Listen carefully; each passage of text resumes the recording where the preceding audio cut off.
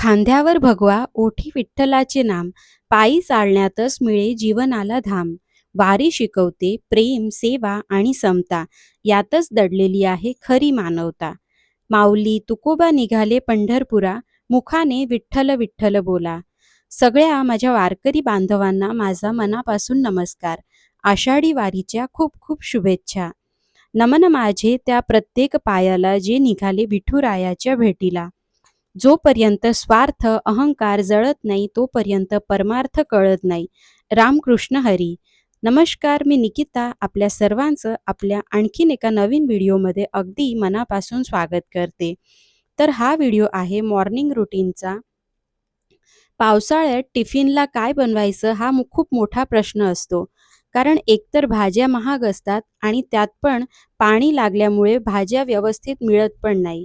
तर अशा वेळी काय बनवायचं ते सुचतच नाही. आज मी टिफिनमध्ये खूप छान अशी अख्ख्या मुगाची भाजी बनवली होती, ज्याची रेसिपी तुमच्यासोबत शेअर केली आहे. त्यामुळे व्हिडिओ शेवटपर्यंत नक्की पहा आणि हो, व्हिडिओ आवडल्यास लाईक, शेअर, सबस्क्राईब नक्की करा. तुमचे काही सजेशन्स असतील तर ते देखील मला कमेंटमध्ये नक्की सांगा. तर सुरुवात माझी होते ती म्हणजे नाश्ता बनवण्यापासून.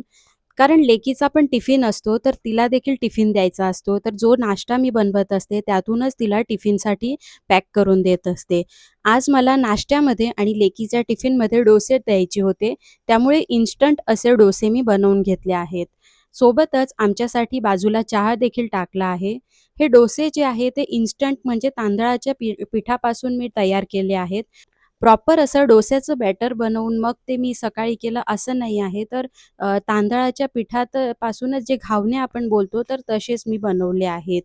सुरुवातीला तेल आपल्याला टाकावं लागतं थोडं जास्त, पण एकदा का आपला तवा सेट झाला आणि प्रॉपर गरम झाला, की बरोबर आपले एक नंतर एक डोसे मस्त कुरकुरीत असे तयार होतात.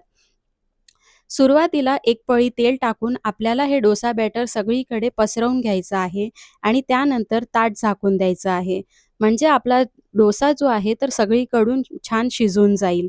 त्यानंतर मग बाजूला जो चहा बनवायचा होता, तर तो मला मसाला चहा आज बनवायचा होता. ज्यासाठी ना मी मसाला तयार केला आहे अजून आणि अद्रक देखील नव्हतं. मग इन्स्टंट असं काय करायचं, तर त्यासाठी इथे मी 1-2 खडे मसाले, वेलची, 1 लोंग, 1 मिरी आणि गुलाबाच्या पाकळ्या आणि सोबतच जे वेलची असते आपली, तर ती 1-2 दाणे घेतले आहेत आणि ते छान असं कुटून घेतलं. लगेचच ते चहामध्ये टाकून घेतले. तर याने देखील आपला चहा खूप छान मसालेदार होतो. आता इथे 1-2 मिनिटं झाल्यानंतर आपला जो डोसा आहे, तर तो शिजला आहे. पण आता आपल्याला त्याला सगळीकडून क्रिस्पी करून घ्यायचा आहे. तर त्यासाठी जोपर्यंत आपल्या डोस्याच्या कडा मोकळ्या होत नाही, तोवर आपल्याला तसेच ठेवायचं आहे. एकदा का त्याचे बाजूच्या कडा मोकळ्या झाल्या, की लगेचच उलटण्याच्या मदतीने व्यवस्थित आपण डोसा काढून घ्यायचा आहे. त्यानंतर पुन्हा मी थोडं एक पळी तेल टाकलं आहे आणि दुसरा डोसा लावून घेते आहे. तर असं वन बाय वन असे सर्व डोसा मी बनवून घेतले. हे क्रिस्पी डोसे खरं तर ओल्या नारळाच्या चटणीसोबत खूप छान लागतात. पण व्यतिरिक्त शेंगदाण्याच्या चटणीसोबत पण खूप छान लागतात. आज मी शेंगदाण्याच्या चटणीसोबत नाश्त्यामध्ये सर्व्ह केले होते आणि सोबतच लेकीला देण्यासाठी तिला मुरांबा खूप आवडतो, तर डोसा आणि मुरंबा असं कॉम्बिनेशन मी तिला दिलं होतं.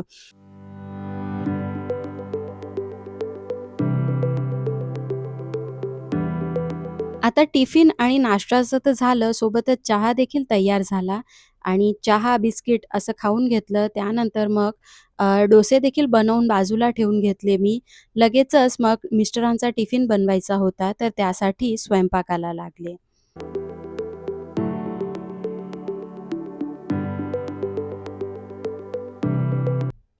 व्हिडिओच्या सुरुवातीला जसं मी तुम्हाला सांगितलं, की आज मी अख्ख्या मुगाची भाजी बनवणार होते. तर त्यासाठी इथे ग्रेव्हीसाठी अ, ग्रेव्ही जी बनवायची होती, तर त्यासाठी इथे मी 1 कांदा, 1 टोमॅटो, थोडं खोबरं आणि कोथिंबिरीच्या ज्या काड्या असतात त्या घेतल्या आणि 4-5 लसूणच्या पाकळ्या असं सगळं घेऊन घेतलं आणि इथे मी 1 कांदा मोठा-मोठा कट करून घेते आहे. सोबतच टोमॅटो जो आहे तो पण आपल्याला मोठाच कट करायचा आहे. कारण इथे हे सगळं साहित्य मी छान भाजून घेणार आहे आणि त्याची ग्रेव्हीच आपण बनवणार आहोत. त्यामुळे मग मी बारीक न चॉप करता मोठे-मोठे चॉप करून घेतले आहेत. मोड आलेले कडधान्याची भाजी तर आपण बनवतच असतो, पण कधीतरी असे फक्त भिजवलेले कडधान्याची पण भाजी खूप छान टेस्टी लागते. जशी आपण अख्ख्या मसूरची भाजी बनवतो, तशीच पद्धत आपल्याला या अख्ख्या मुगाच्या भाजीसाठी पण अप्लाय केली, तरी देखील खूप छान टेस्टी भाजी होते.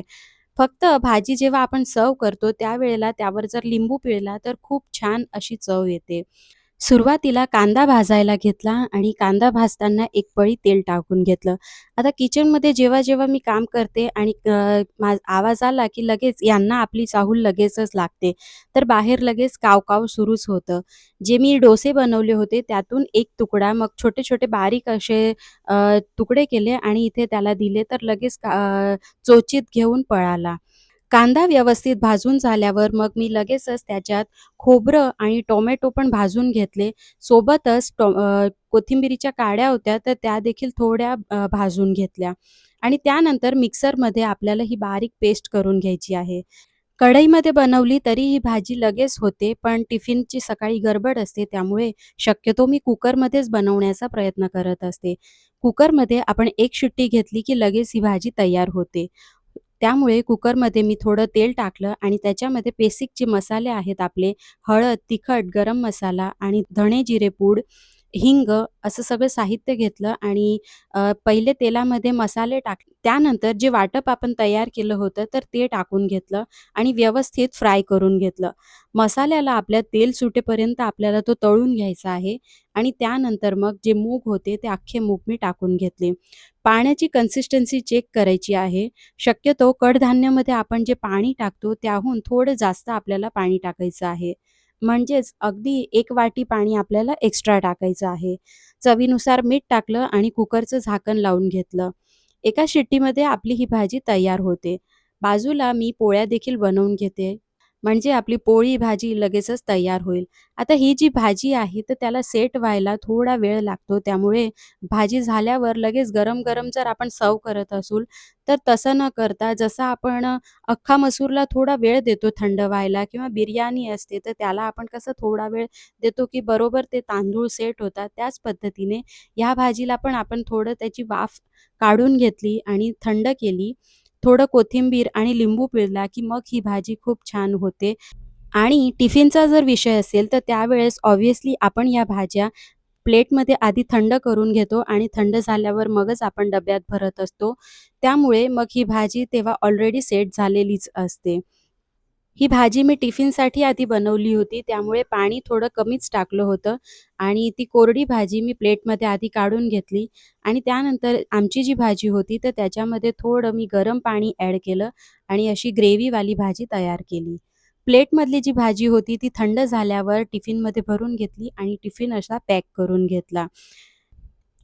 पावसाळ्यात बाहेर पाऊस पडत असतो आणि अशा वेळेला गरम-गरम ही भाजी आणि भाकरी किंवा पोळी आणि भात असा बेत राहिला, की खूप छान असं पोट भरतं.